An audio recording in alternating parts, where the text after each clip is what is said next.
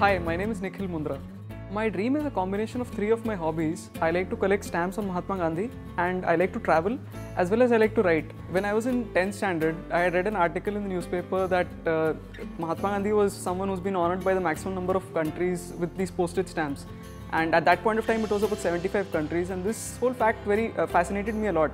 And I was already an amateur philatelist, but when that happened, I started to take this up seriously.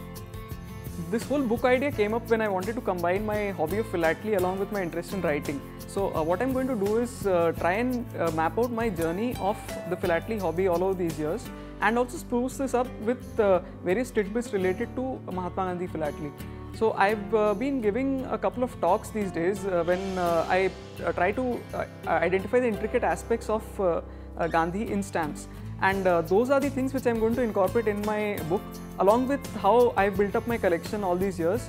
And the final culmination will be of these two trips which I've planned. The South Africa trip, where I intend to go to Johannesburg, Pietermaritzburg and Durban, the places where Gandhiji had a very detailed role in the Indian freedom struggle. This trip will basically be, I'll be going to Johannesburg and visiting these ashrams, trying to soak in the experience of how he would have felt setting up the entire place and building up this whole movement of the freedom struggle. After that, I'll be going to Pietermaritzburg, going to the railway station, seeing the monuments over there, and then moving on to Durban, visiting the printing press again, and then I'll be flying back to India.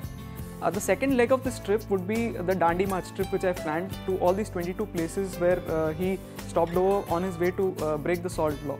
So these two will these two trips will form the culmination of this book, and this book will be basically a sort of a philatelic travelogue. And I've thought of calling it Following Gandhiji's Stamp in Time. So that gives it a connect to the stamp, as well as following his, tracing his journey through time. That's how I plan to go about it.